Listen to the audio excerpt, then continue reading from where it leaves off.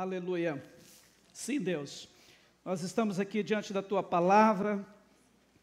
Deus, e eu oro neste momento por mim e por cada um dos meus irmãos que estão aqui. Senhor, nós iremos falar hoje de algo tão importante para a nossa vida, Deus. Para a nossa vida como Teus filhos, como Tua família, como aqueles, Jesus, que professam o tempo todo Te servir, Te seguir. Eu quero Te pedir que o Teu Espírito Santo tenha toda a liberdade de falar no coletivo, mas também de uma forma personalizada com cada um de nós neste lugar, em nome de Jesus. Amém? Você pode abrir a sua Bíblia ou encontrar aí o capítulo 20 do Evangelho de Mateus. Evangelho de Mateus, capítulo 20. Eu quero ler com você a partir do verso 20.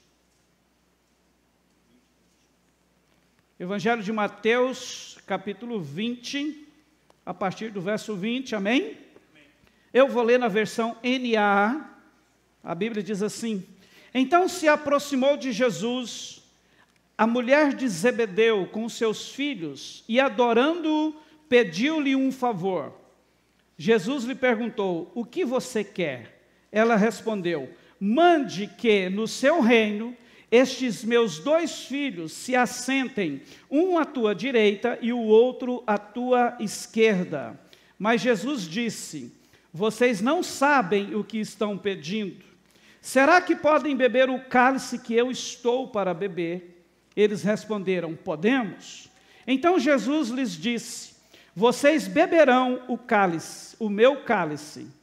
Quanto a sentar à minha direita e à minha esquerda, não me compete concedê-lo, pois é para aqueles a quem está preparado por meu Pai. Verso 24. Quando os outros 10 discípulos ouviram isso, ficaram indignados com os 2 irmãos. Então Jesus, chamando-os para junto de si, disse: Vocês sabem que os governadores dos povos os dominam e que os maiorais exercem autoridade sobre eles. Mas entre vocês não será assim. Pelo contrário, quem quiser tornar-se grande entre vocês, que se coloque a serviço dos outros. E quem quiser ser o primeiro entre vocês, que seja servo de vocês. Tal como o Filho do Homem, que não veio para ser servido, mas para servir e dar a sua vida em resgate por muitos. Amém? Queridos, nesse texto de Mateus, nós vemos aqui um relato em que, como nós lemos, a mãe, dos filhos de Zebedeu, ou dos seus filhos com Zebedeu, Tiago e João, aproxima-se de Jesus pedindo um lugar de honra para eles no seu reino. Talvez você pode dizer assim: mas pastor, a Bíblia não diz que era Tiago e João. Se você cruzar as informações dos evangelhos, você vai ver exatamente que eram sim, porque os filhos de Zebedeu eram Tiago e João, e no próprio texto você vai ver a mãe falando dos 2, e logo em seguida o próprio texto citando os outros 10. Então, sim, a Bíblia está falando aqui de Tiago e João. E quando a gente olha, queridos, para esse pedido, essa solicitação dessa mãe, o que a gente vê? Isso não expõe apenas a condição e o entendimento que eles, a mãe e os 2 filhos, tinham, mas também aponta para a realidade da maior parte de toda a humanidade, que, por causa do pecado, foi retirada do centro da vontade de Deus e levada a partir disso a buscar e viver a sua própria vontade. Eu estou sendo bem razoável em dizer, que fala da maior parte. Nós poderíamos dizer, talvez, de quase toda a humanidade. Na verdade, é um problema generalizado, esse entendimento ruim que esses dois irmãos com a sua mãe, né, apresentaram aqui ao fazer esse pedido a Jesus. O que exatamente eles pediram?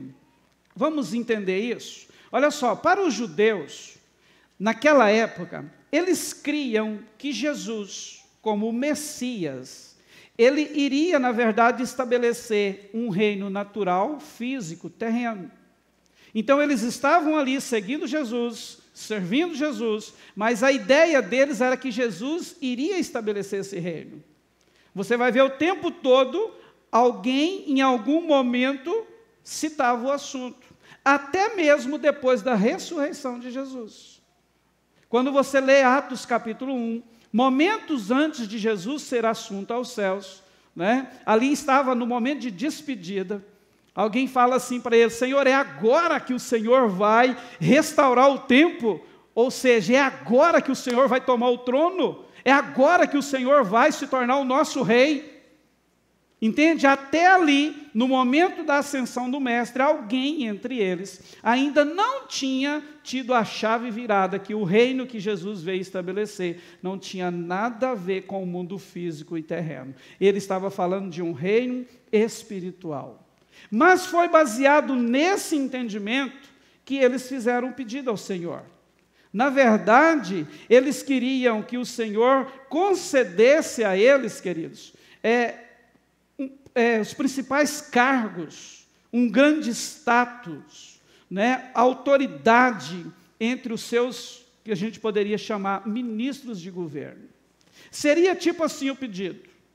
Um ficaria como ministro, por exemplo, da Fazenda, e o outro como ministro do Planejamento. Era essa a ideia da mãe e dos dois filhos.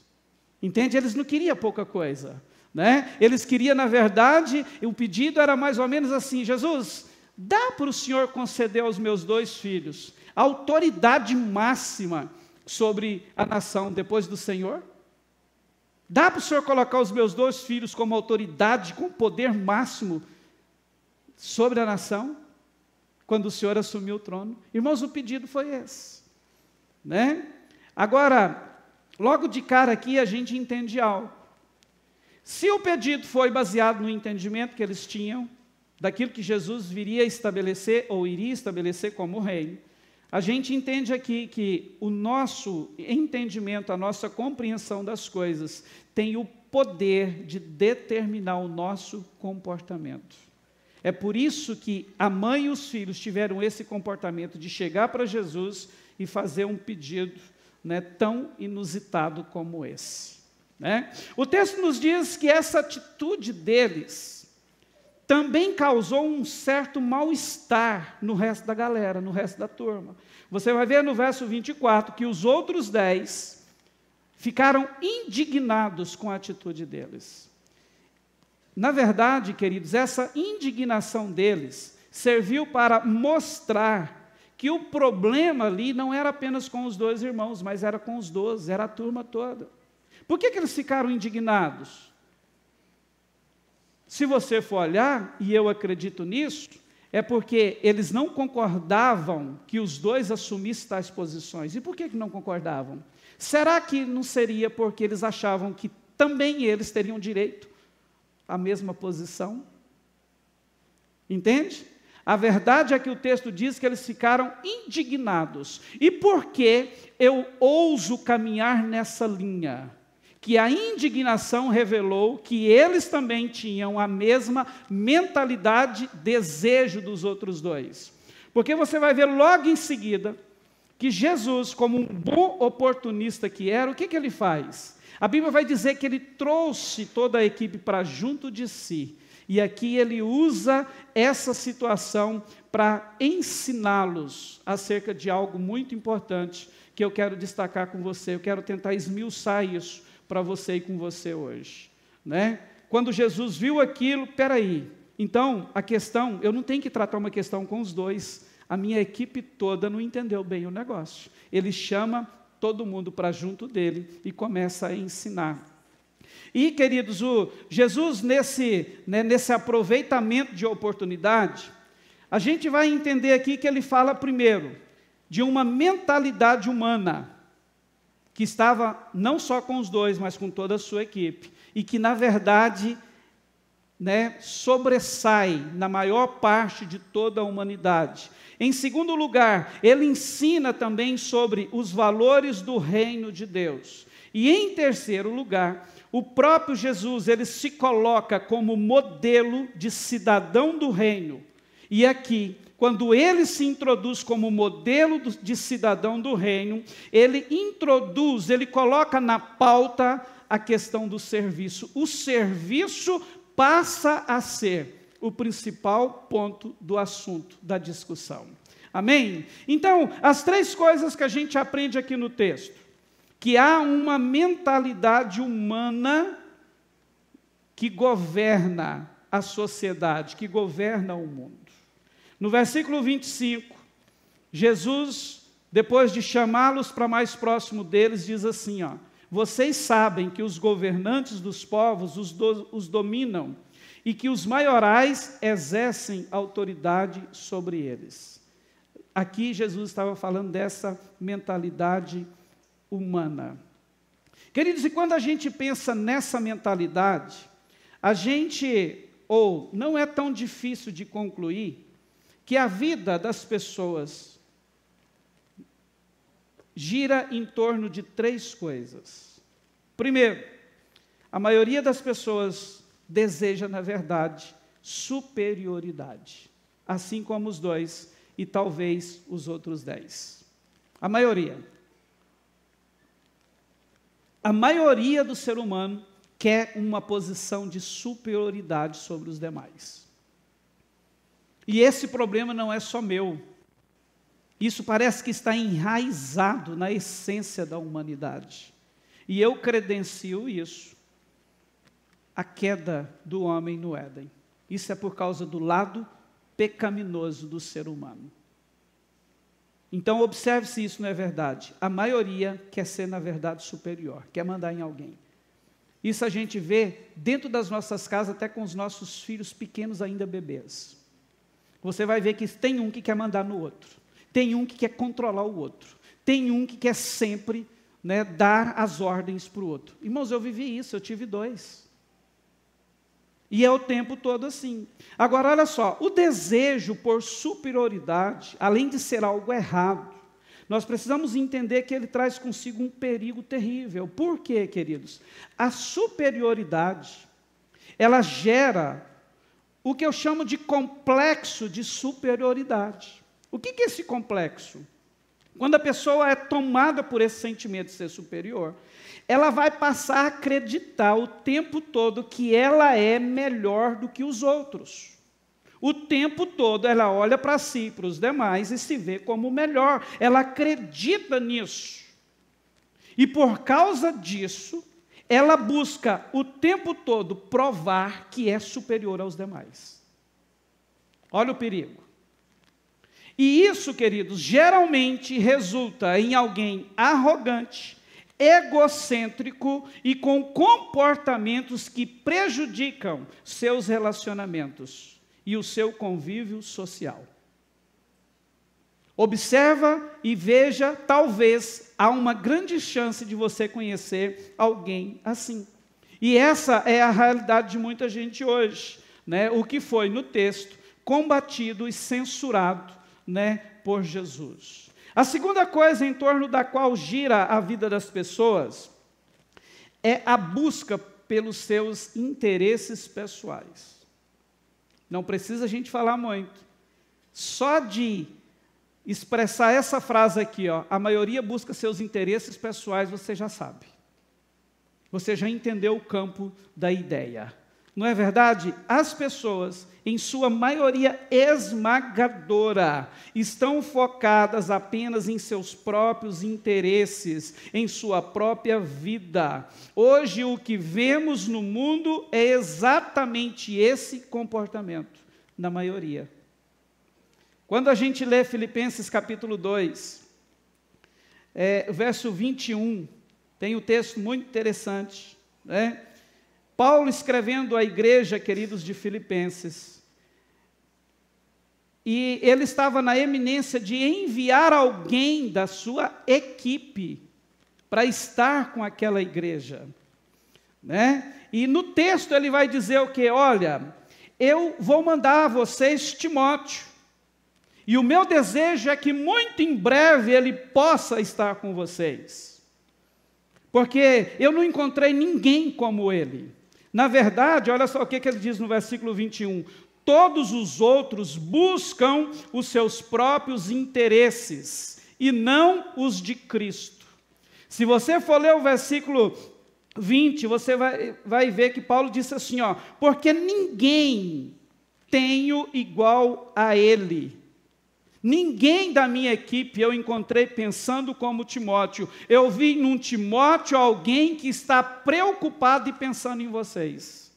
E é por isso que eu vou mandar. Eu entendi que entre toda a minha equipe, ele é o único que não está buscando apenas os seus próprios interesses, ele está pensando nos interesses de Cristo. E muito em breve ele estará com vocês.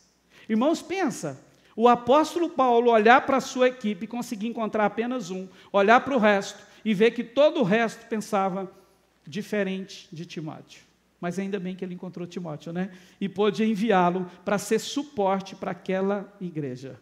E essa é a verdade, queridos. Talvez este é um problema meu e seu, de viver a maior parte da nossa vida apenas focado nos nossos interesses pessoais, nas nossas causas individuais.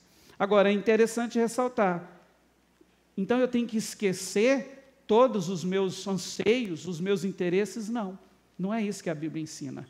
A Bíblia ensina que nós não podemos viver apenas atrás deles, para nós mesmos. Entende? Que além de nós, existe mais alguém que Deus conta tocar através da nossa vida. E quando a gente tem essa ideia de correr, de viver em busca apenas dos nossos interesses pessoais, nós estamos deixando de lado aquilo que pode marcar a vida, a eternidade de outras pessoas. Amém? E é importante a gente destacar isso, né? Porque é óbvio que o Senhor quer que você corra, que você trabalhe, que você lute, que você prospere, que você avance, que você deseje crescimento. Mas a nossa mentalidade tem que ter equilíbrio, né? Ela tem que ser pautada naquilo que é o ensino das Sagradas Escrituras. Amém? Estão comigo? A terceira coisa que a gente vê é que a maior parte das pessoas pauta a sua vida no desejo de querer ser servidas. Veja comigo se essa também não é uma realidade. Isso é um desejo de todos nós, queridos, de todo ser humano. A maioria, né, o problema é esse, é que a maioria só quer ser servida. Servir? Nunca. Se doar para alguém? De jeito nenhum, mas quer sempre receber algo.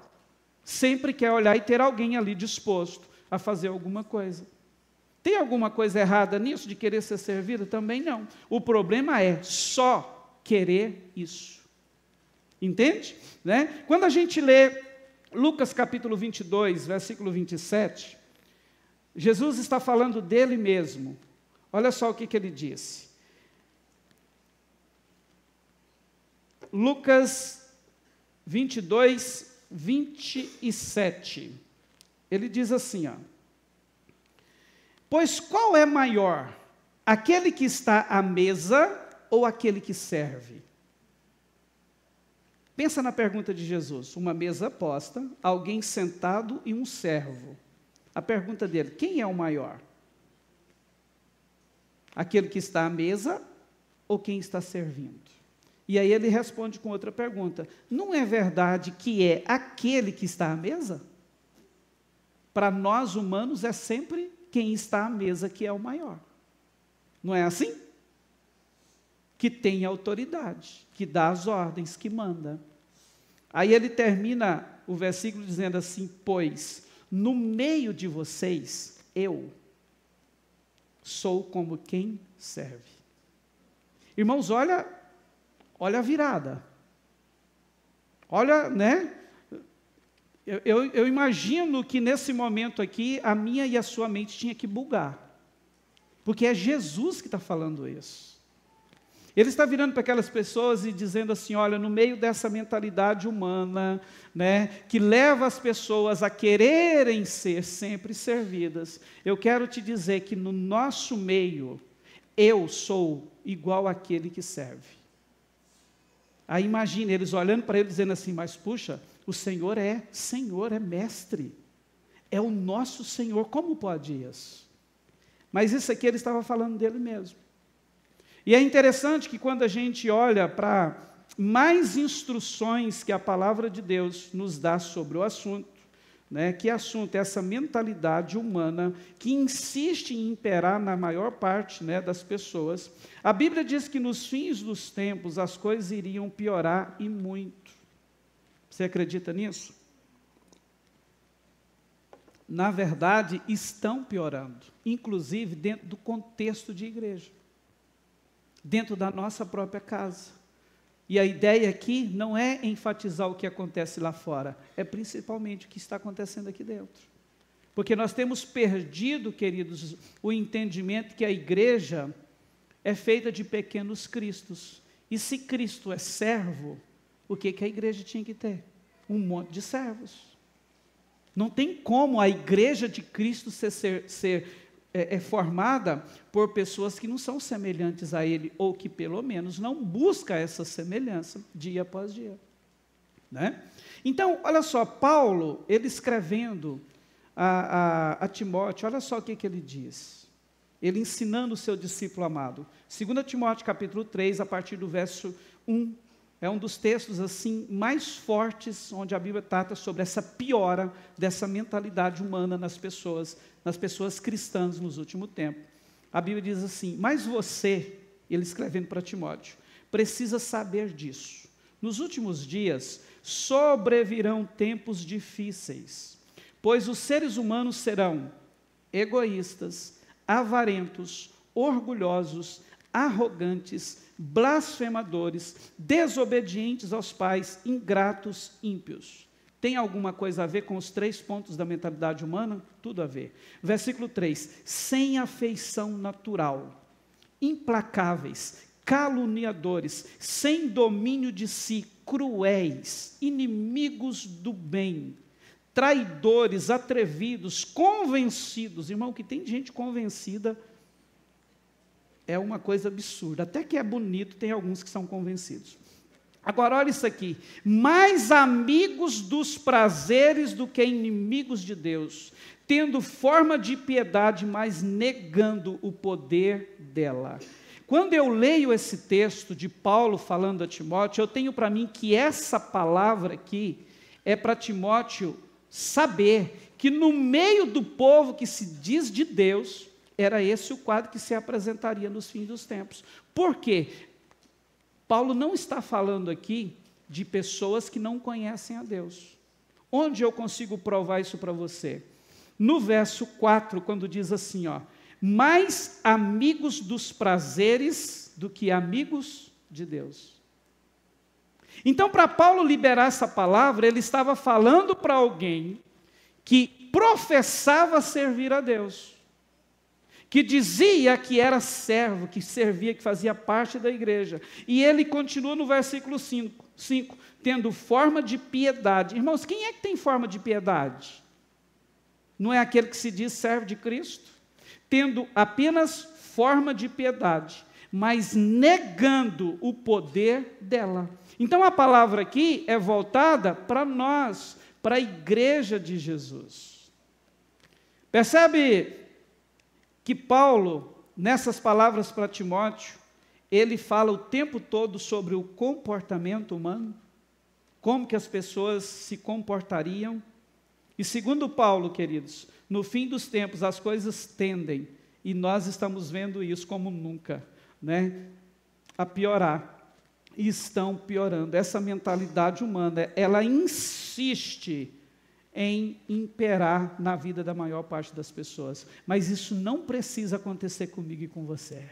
Amém? Isso não precisa e não deve acontecer.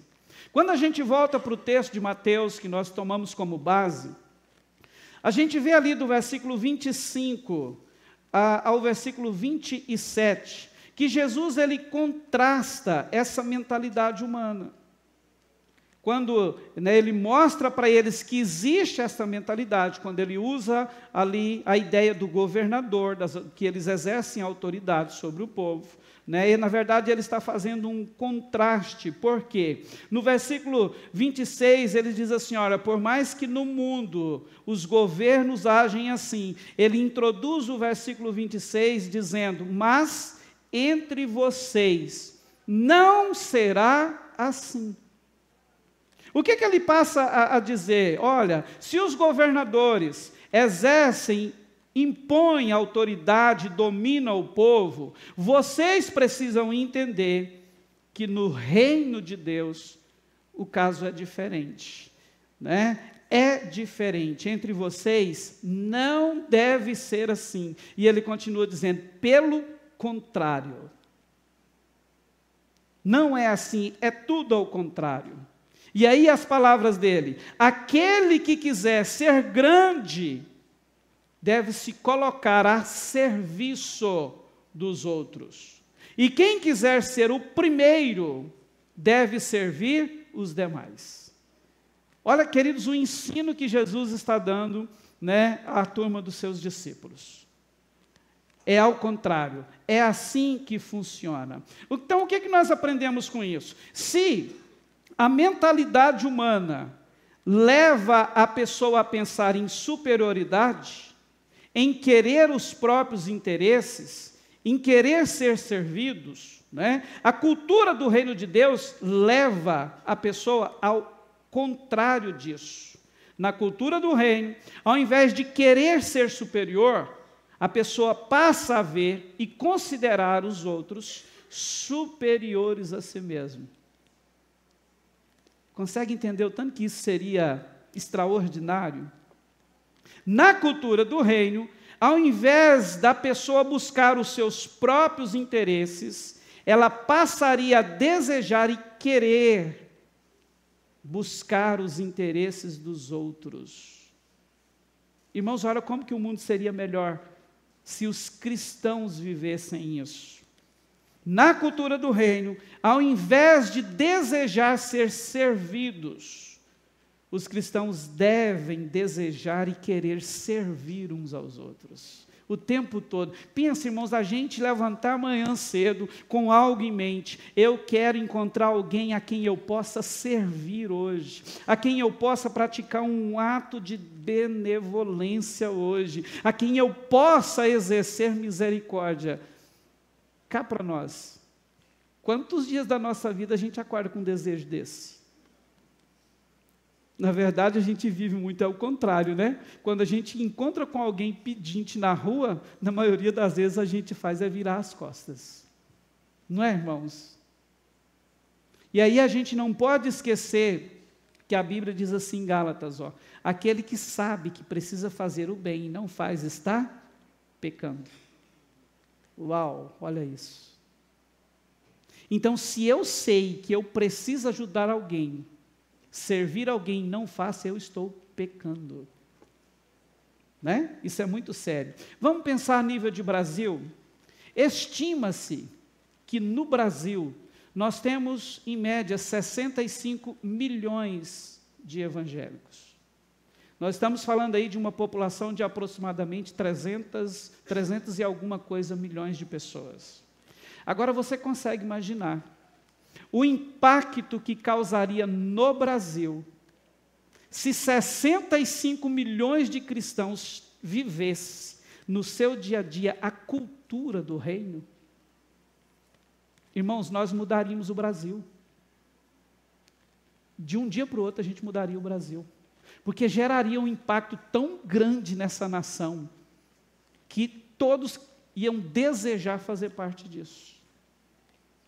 Sabe, quando eu olho para a igreja primitiva, eu não consigo, irmãos, olhar para aquela igreja e não ver essa cultura na vida daquele povo. Mas, qual é a grande questão hoje? A verdade é que a maioria, queridos, de nós não conseguimos atingir essa condição e viver assim. por que isso? Você já parou para pensar? Eu preciso te levar a pensar um pouquinho sobre por que nós, que a maioria dos cristãos, não conseguem, entrar, viver nessa condição e fazer essa diferença na sociedade onde está, vivendo, onde foi implantado. Será que, eu quero trazer um pensamento aqui, que é porque nós ainda somos aquele tipo de cristãos que fazemos separação daquilo que é sagrado e daquilo que é do mundo.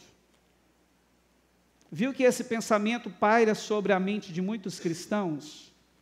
Por exemplo, tem muita gente que consegue dividir a vida aqui dentro da igreja, na célula, com aquilo que ele é lá fora, no trabalho, na escola, na rua. Aqui na igreja, na célula, quando eu estou com alguém da igreja, da minha família, da fé, eu me comporto de um jeito. Eu sou um crente que todo mundo olha e diz, uau, como o Jorge é legal. Mas sair desse contexto é outra performance. Em casa, no trabalho, na escola. E você pode observar, queridos, que isso é uma mentalidade completamente errada, porque nós não fomos feitos filhos de Deus apenas quando nós estamos, ou para atuar quando nós estamos na igreja, numa célula, num contexto religioso. Na verdade, nós somos feitos filhos de Deus para viver aqui como sal e luz, impactar essa terra e um dia ir com Ele para a glória eterna. Você já deve conhecer muita gente assim, ou ter conhecido. Pessoas que são ótimos homens na igreja, em casa é um péssimo marido, um péssimo pai. Pessoas que aparentemente são ótimos na igreja no contexto religioso, mas no trabalho faz tudo errado. É um escândalo. Como empresário, como patrão, como chefe, como empregado, é um escândalo. Na rua, no trânsito, misericórdia, é um escândalo. Então, será que o problema não está aqui? Porque a gente separa, não, isso aqui é sagrado, isso aqui não. Aqui eu tenho que me postar assim, porque aqui eu sou filho de Deus, aqui não precisa tanto, eu posso levar a vida de qualquer jeito. Será que não é por causa desse tipo de pensamento? E eu quero te dizer que se for, queridos, isso ainda é fruto dessa mentalidade humana, porque a mentalidade humana, ela sempre vai trabalhar para nos prender na terra. E os valores, a mentalidade do reino de Deus, vai sempre nos levar para o que é espiritual. Amém? Se o problema é essa mentalidade humana, que insiste em governar, como resolver isso? Só tem um jeito: uma vida submissa à palavra de Deus. Quando a gente lê Romanos, eu quero até ler com você, Romanos capítulo 12, olha só, versículo 2, o apóstolo Paulo ele diz assim, e não vivam conforme os padrões deste mundo. A mentalidade humana é um padrão desse mundo. A maioria pensa assim, a maioria deseja assim, quer superioridade, busca os seus interesses e quer ser servidas. O que Paulo está dizendo? Não vivam conforme os padrões deste mundo. E como não fazer isso? Mas deixem que Deus transforme a mente de vocês. E como resultado disso, Ele vai nos dizer que nós poderemos experimentar a vontade de Deus, que é boa, agradável e perfeita. Irmãos, isso é tudo que a gente quer. Mas percebe que, governados pelo padrão do mundo, uma mentalidade humana, nós não vamos chegar nessa condição. Então, o caminho é, se sujeite a Deus, decida obedecer, praticar a Deus. Esqueça a ideia de que tem um lado que não é celestial. A nossa vida é celestial. Depois que você entregou a sua vida para Jesus, deixa eu te dizer uma coisa, você foi feito cidadão do céu, você não é mais da terra. A gente precisa entender que o tempo de vida aqui é uma passagem, nós somos forasteiros neste mundo. um dia tudo isso aqui, com tudo aquilo que a gente vive correndo atrás de interesses pessoais para conquistar, vão ser deixados para trás. E nós vamos partir sem nada. Então, queridos, nós não podemos perder tempo. Nós precisamos entender que há uma necessidade urgente, se ainda não está sendo cultivada, de cultivarmos, de implantar em nós essa mentalidade do reino de Deus. Amém? O terceiro ponto, que Jesus usa da oportunidade para ensinar, é o momento em que ele se introduz como modelo a ser seguido. Porque olha só, a palavra de Deus, ela não traz apenas teoria, ela nos mostra também alguém que viveu isso na prática, e Jesus é o principal modelo de alguém que viveu esses princípios, e nós precisamos sempre olhar para Ele. Ele é o nosso principal referencial. E a gente precisa entender que junto com isso, queridos, Deus quer nos levar a um nível de transformação, para que cada dia pareçamos mais com o seu Cristo. Você não é um pequeno Cristo? Então a ideia de Deus é que amanhã você acorde mais parecido com Ele. Entende? Isso só vai acontecer se o Senhor tiver todo o campo aberto na nossa mente, no nosso coração, um ser sujeito a Ele, para que através da obra do Espírito Santo Ele possa imprimir em nós esse entendimento. E a partir daqui eu quero falar um pouquinho com você sobre Ele, o nosso principal modelo a ser seguido, um modelo de servo, um modelo de alguém que é cidadão do reino. Amém? No encerramento da discussão, que gerou o pedido da mãe, a gente vê Jesus encerrando assim: tal como o Filho do Homem. Ele está falando de quem? Dele mesmo. Tal qual o Filho do Homem, que não veio para ser servido, mas para servir e dar a sua vida em resgate por muitos. Irmãos, tal como é, assim como eu. Percebe? Quando eles estavam juntos, Jesus disse: olha, os governadores fazem isso com as pessoas, mas no nosso caso, no meio de vocês, não vai ser assim, não pode ser assim, tem que ser o contrário. Quem quiser ser o maior, que sirva. Quem quiser ser o grande, que sirva todo mundo. Tal qual. Quem quiser ser o primeiro entre vocês, que seja servo de todos. Aí ele entra: tal qual, assim como eu. Assim como eu. Assim como o Filho do Homem, assim como eu vivo e faço, que vocês façam também. Eu não vim para ser servido, mas para servir. Em outras palavras, irmão, você imagina quando aqueles caras ouviram isso? Porque eles caminhavam com Jesus. Quantas vezes esses caras viram Jesus servindo, fazendo bem a alguém? Eu imagino que nesse momento aqui, irmãos, passou um filme na cabeça deles, assim: uau, realmente esse é o estilo de vida dele. Jesus não faz outra coisa o tempo todo a não ser servir. E naquele momento eles dizendo assim: olhe para mim, eu sou o modelo a ser seguido, assim como eu faço, façam vocês também, sejam assim. O que é isso? Ele estava colocando como modelo a ser seguido. E é interessante que essa foi a vida dele. Durante toda a narrativa do Evangelho, você vai ver momentos extraordinários que aprendemos lições profundas com Jesus sobre isso. Uma delas está registrada no capítulo 13 do Evangelho de João, que eu quero começar ou falar um pouco sobre isso com você agora. O texto, queridos, ele retrata um momento em que Jesus pega uma bacia com água, coloca uma toalha sobre os seus ombros e começa a lavar os pés dos seus discípulos. Todo mundo conhece essa história.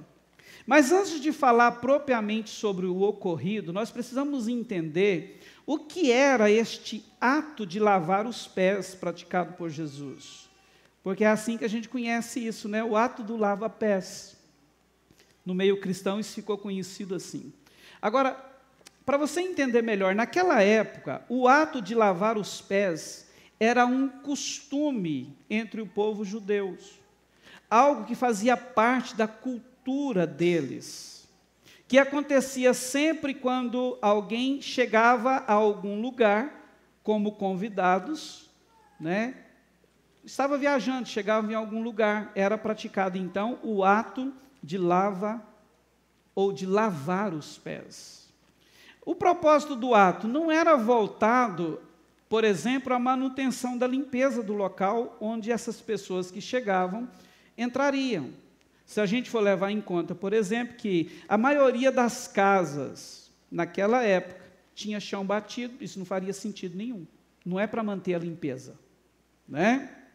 Isso não faria sentido. Então, acredita-se que isso não era apenas também para higiene. Era um ato que proporcionava às pessoas bem-estar, conforto, descanso. Porque imagina, as pessoas, na maioria das vezes, elas andavam quilômetros a pé. Como que chegavam? Os pés cansados, doloridos, né? E uma boa lavagem proporcionava esse descanso. Sujos. Né? Pensa você chegar em casa depois de um dia de trabalho, quando você tira os calçados, não dá aquela aliviada? Então, tudo, né, acredita-se que isso, tudo leva a crer que era para esse benefício, era para o bem-estar, para o conforto de quem chegava. Ok? Agora, pense comigo, nós estamos falando de um tempo que as pessoas usavam mais calçados abertos, tipo sandálias. E por onde andavam não havia vias calçadas, pouquíssimas na época, né? Pouquíssimas exceções. Então, irmãos, pensa no estado, no modelo que ficavam os pés dessas pessoas. Você andar quilômetros numa rua, numa estrada de chão. Quem morou na roça assim como eu, entende bem o que é isso. Né? Então, na prática, como que funcionava isso? Os senhores de posses, aquelas pessoas ricas, tinham escravos que faziam esse serviço quando alguém chegava, né, na casa. Porém, os que não possuíam essa condição, por exemplo, se alguém chegasse na minha casa naquela época, eu não tinha escravo para fazer o serviço. O que que eu faria? Eu proporcionaria uma bacia com água e uma toalha para que quem chegou lavasse os seus próprios pés. Era assim que funcionava, né? Mas aqueles senhores de posse tinha alguém ali, e o escravo fazia o serviço. Agora preste atenção, escravo aqui, queridos, nós estamos falando do mais baixo nível de escravidão da época.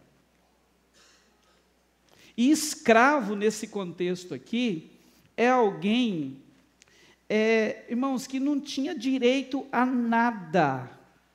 Eles eram vistos apenas pelo que faziam e nada mais. Então, veja só, um escravo que fazia o ato de lavar os pés, talvez ele era conhecido como um lavador de pés. Pensa, que não tinha valor nenhum. Né? E esse tipo de serviço de lavar os pés, como eu já disse, era um dos mais baixos níveis de serviço que um escravo era submetido naquela época. Agora, vamos no texto.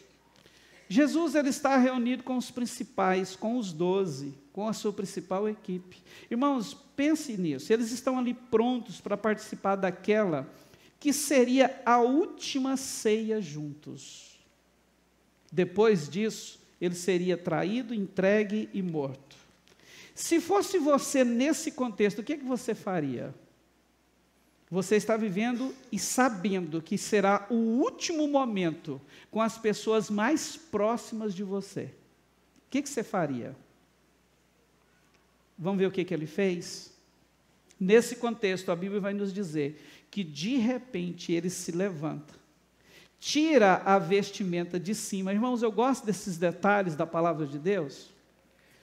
Quando você lê o texto, eu não vou ler, que ele é longo, mas depois você pode fazer isso. João capítulo 13. Você vai ver que num determinado momento, quando ele se levanta, a primeira coisa que ele faz, ele tira a sua vestimenta de cima. E o que significa isso? Ele era o líder da equipe, amém? E naquela época, o líder de alguma equipe tinha que ter algum detalhe que o diferenciasse dos demais. O que era isso? A vestimenta de cima. Quando alguém chegasse perto dele e dos demais, todo mundo que olhava já identificava, ele é o líder. Por quê? Porque tinha um diferencial. Então, a primeira coisa que Jesus faz, ele tira a vestimenta de cima. E com isso aqui, ele já transmite uma imagem. Eu estou descendo ao mesmo nível que vocês. E em seguida, queridos, a Bíblia vai nos dizer que ele pega, uma toalha, coloca sobre os ombros, põe água na bacia e começa a lavar os pés, um por um, dos seus discípulos e a enxugá-los com a toalha. Eu não sei você, mas sempre quando eu olho para esse texto, eu me pego a pensar no constrangimento que todos eles sentiu ao ver Jesus se posicionando desse jeito, como escravo a este nível e lavando os seus pés. Consegue imaginar isso? E a coisa fica mais séria ainda, queridos, quando eu penso que Judas estava lá. Judas o traidor. E fica mais sério ainda quando a gente lê no texto e vê que Judas já tinha decidido que iria trair Jesus. E você acha que Jesus não sabia disso? Se você ler o restante do texto, você vai ver que, inclusive, logo depois disso, Judas é revelado. Jesus já sabia. Irmãos, olha o constrangimento. Agora, veja que ele começa a fazer isso, Todos estão ali, nessa condição, nessa posição, vendo Jesus assumindo um nível mais baixo de escravo para servi-los. Se quando ele tirou a vestimenta de cima, ele se igualou a eles, quando ele pega a toalha e a bacia e começa a lavar os pés, qual que é a mensagem? Eu estou descendo a níveis mais baixos de serviço, para mostrar para vocês que há uma cultura do reino de Deus para vocês viver, que precisa ser implantada na vida de cada um de vocês. É isso que ele estava fazendo. E é importante destacar aqui, como já foi dito, ele não estava fazendo um teatro. Isso era um ato, um costume dos judeus. Não era uma encenação. Nós precisamos entender isso. Algo também que merece destaque é que no meio de tudo isso, Pedro, quando chega a vez de Pedro, ele age diferente. Talvez os outros irmãos ficaram tão constrangidos que nem se mover conseguiam. Talvez eu me sentiria assim. Mas Pedro não. Eu fico olhando o que a Bíblia diz, eu fico imaginando o que ele pensava enquanto Jesus lavava os pés daqueles antes de chegar a sua vez. Porque quando chega a vez de Pedro, ele vira para ele e diz assim: Senhor, o Senhor quer lavar os meus pés? Espera lá, Jesus, conversa é essa? O Senhor é Senhor. O Senhor é o meu Senhor. Não, o Senhor não vai fazer isso não. Não vou deixar. Mas de jeito nenhum. Aí você vai ver Jesus virando para ele e diz assim: Pedro, deixa eu te dizer uma coisa, o que eu estou fazendo agora você não vai compreender. Agora, mas depois você vai saber, você vai entender isso. Aí Pedro, nunca que eu vou deixar o Senhor lavar os meus pés. Irmãos, eles insistiu, mas eu não vou deixar, Senhor, o Senhor não lava os meus pés. Jesus fica um pouco, com ele, nervoso, bravo com ele, diz assim: Pedro, deixa eu te falar uma coisa, se eu não te lavar os pés, você não tem parte comigo. Irmãos, olha isso. O que é essa palavra, Pedro? Se você não deixar que eu te sirva, você não tem parte comigo. Eu vim para servir, Pedro. Eu não vim para ser servido. Se você não permitir que eu faça isso, que eu te sirva, você não faz mais parte da minha equipe, do meu reino. É isso que Jesus estava dizendo para ele. E aí Pedro, sendo Pedro, né, Senhor, então, por favor, não lava só os pés, mas lava também as mãos, a cabeça, ou seja, me dá um banho logo e vamos embora, né, faça o que o senhor tem que fazer. Né? Irmãos, e assim Jesus fez. Ele transmite com esse ato de humildade e serviço, irmãos, esse valor do reino de Deus aos seus discípulos. Como eu disse, todos nós fomos chamados para servir uns aos outros, assim como ele, que é o nosso modelo. Então nós vemos aqui que Jesus ele pega um costume clássico da época para mostrar para eles que a prática do serviço precisa existir na vida deles, porque faz parte dos valores do seu reino. Por mais que eles não entendiam ainda que reino é esse. Mas é isso que Jesus estava, né, transmitindo a eles.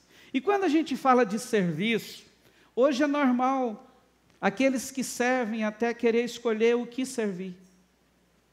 Sim ou não? Mas deixa eu te dizer uma coisa.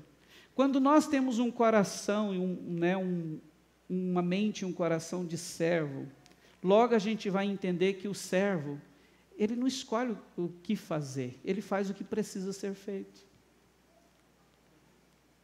Quem escolhe o que fazer é Senhor. Tem até aquele ditado, né? Manda quem pode, obedece quem tem juízo. Então é quem, né, é Senhor que pode escolher o que fazer, o que não fazer. Servo não, irmão. Servo, escravo, faz o que precisa ser feito. E hoje, nos nossos dias, eu estou falando como cristãos, irmãos, está assim. Na maioria das vezes nós queremos escolher o que queremos fazer. E os argumentos são variados, né? Eu não fui chamado para isso. Eu não tenho um argumento. Mas, na verdade, na maioria das vezes é porque nós não queremos fazer o que precisa ser feito.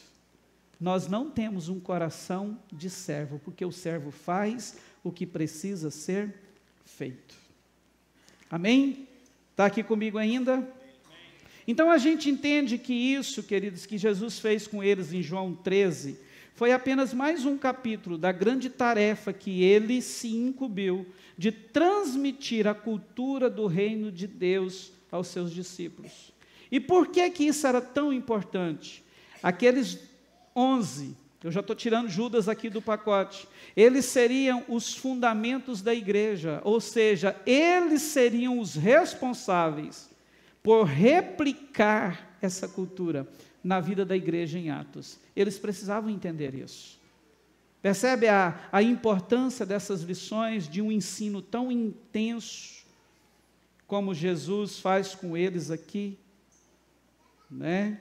Jesus queria dizer para eles: ei, eu preciso de vocês, eu preciso que vocês entendam a seriedade disso, porque daqui uns dias eu não estarei mais aqui, e vocês terão que viver isso, vocês terão que ser aqueles que as pessoas vão olhar e ver semelhança em mim, tal qual é o Filho do Homem. Era essa a ideia deles. E no final, Jesus apresenta exatamente, você vai ver no final do texto de João 13, Jesus apresenta esse, vamos chamar de moral do ato praticado por ele. No versículo 12, olha só, ele diz assim, depois de lhes ter lavado os pés, Jesus pôs de novo as suas vestimentas e, voltando à mesa, perguntou: irmãos, aqui tem um maná aqui. Qual foi a vestimenta que Jesus pôs de novo? A vestimenta de cima. Foi a única que ele tirou. Amém? Então ele volta, ele coloca a vestimenta de cima e se põe à mesa de novo. E volta à mesa. E vira para os caras e diz assim, vocês compreendem o que eu lhes fiz? Olha a pergunta que Jesus faz. Irmãos, todo mundo constrangido, talvez a maioria chorando, menos Judas, né? Eu acho que nesse momento aqui até Pedro já estava para lá de Bagdá em lágrimas, com tamanho constrangimento, graça e favor de Deus naquela reunião. Jesus vira para eles e diz: vocês entenderam, vocês compreenderam o que eu lhes fiz. E aí ele continua: vocês me chamam de mestre e de Senhor, e fazem bem porque eu sou. Eu sou. Ora, se eu, sendo Senhor e mestre, lavei os pés de vocês, também vocês não devem lavar os pés uns dos outros.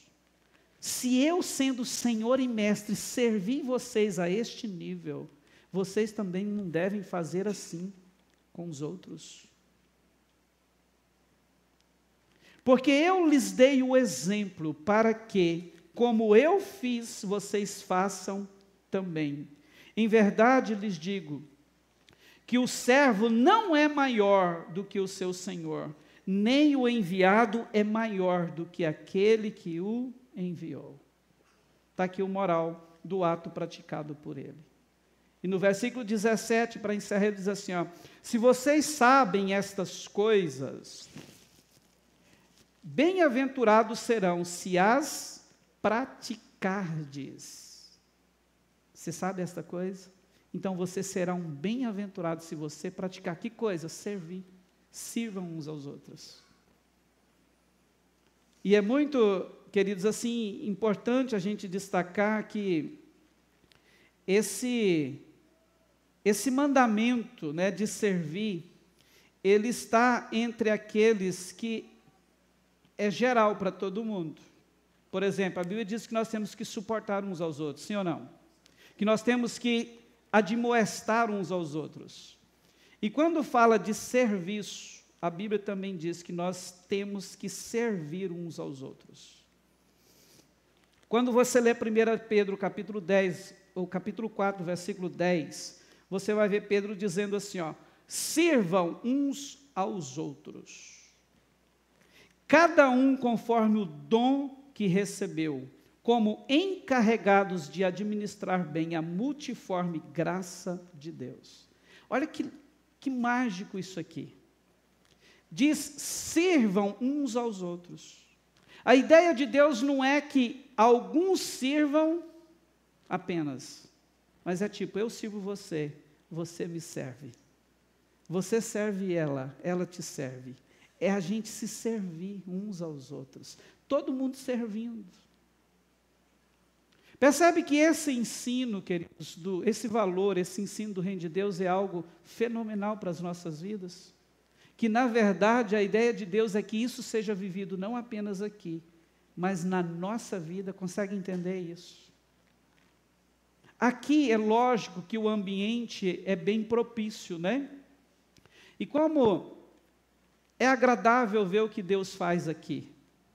Por exemplo, aqui você vê pessoas que têm postos de autoridade na sociedade, mas quando entendem isso, quando vivem a cultura do reino aqui na igreja, estão abrindo uma porta para você passar. Muitas vezes está no estacionamento olhando o seu carro, está num balcão de uma recepção para entregar um crachá e atender você, está limpando um banheiro, está carregando uma câmera. Pessoas que lá fora, naquilo que poderia achar que é uma vida, né, fora da presença de Deus, são líderes, são empresários, pessoas que lideram equipes de grandes performances, mas aqui, todo mundo desce ao mesmo nível e servem uns aos outros. Irmãos, olha que maravilha é isso.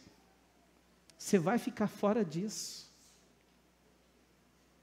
Entende? Se tem um lugar propício para a gente praticar esse princípio, aqui é um deles, mas não podemos pensar que é só aqui, porque na verdade é em todo o contexto de vida, como eu já disse. Você já parou para pensar, você que é empresário, você começar a olhar o seu empregado superior a você? Irmãos, qual é o empresário hoje, cristão e no mundo, que tem condições de fazer isso e que faz isso? Ah, pastor, mas aí já é demais. Nós estamos falando, e já estou partindo para a conclusão, de Jesus, o nosso modelo. Quando você lê Filipenses capítulo 2, a partir do verso 5, a Bíblia diz assim, ó: tenham entre vocês o mesmo sentimento que houve em Cristo Jesus.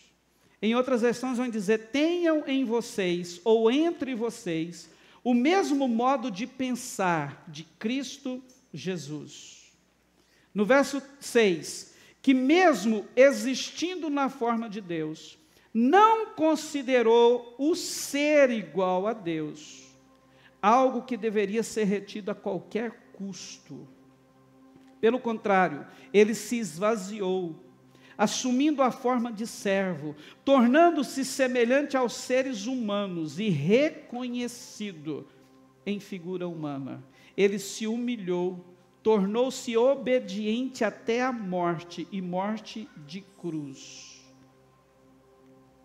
Por isso também Deus o exaltou sobremaneira, e lhe deu o nome que está acima de todo nome, para que ao nome de Jesus se dobre todo o joelho nos céus e na terra e debaixo da terra, e toda língua confesse que Jesus Cristo é Senhor, para a glória de Deus Pai.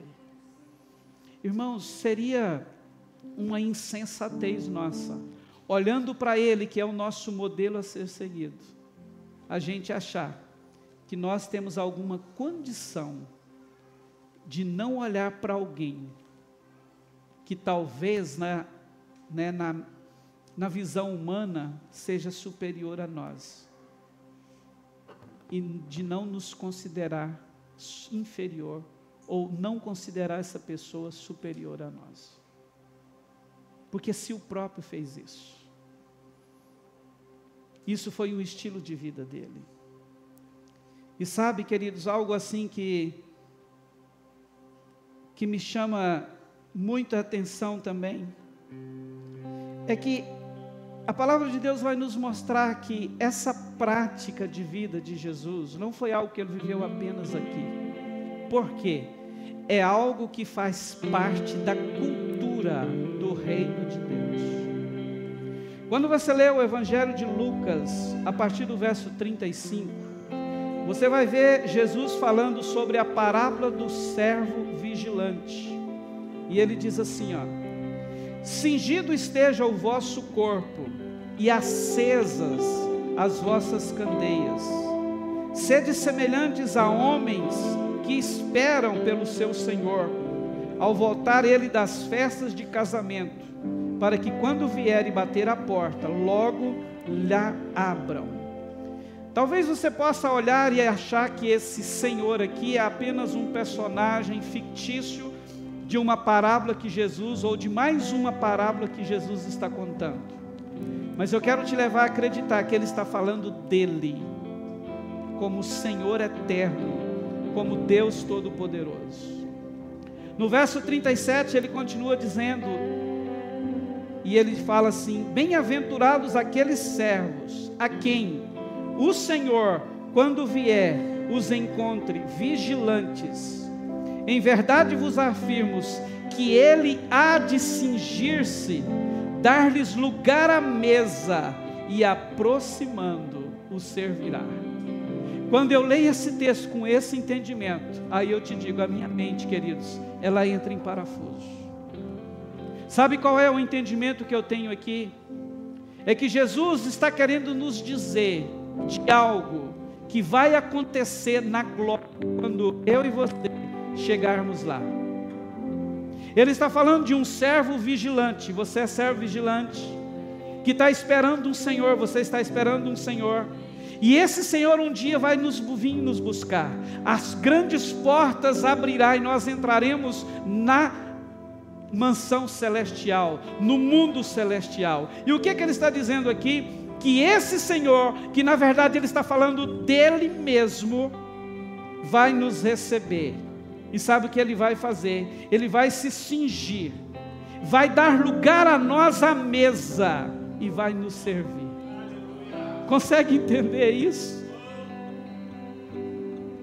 Por que ele vai fazer isso? Porque serviço para Deus é cultura do reino. Ele não veio servir, ele é servo. Consegue entender na eternidade Jesus te colocando à mesa e te servindo? É isso que ele disse aqui, queridos, que vai fazer. Então, diante dessa palavra, eu gostaria de desafiar você. Quantas vezes nós perdemos oportunidades ou temos perdido oportunidades de viver essa cultura do reino na nossa vida, de impactar a nossa família, a nossa igreja, a nossa sociedade? Deixa eu te dizer, nós não podemos viver mais fora desse contexto, porque isso não condiz com o nosso Senhor, isso não condiz com o nosso Senhor, com o nosso amado Jesus. Você pode ficar de pé?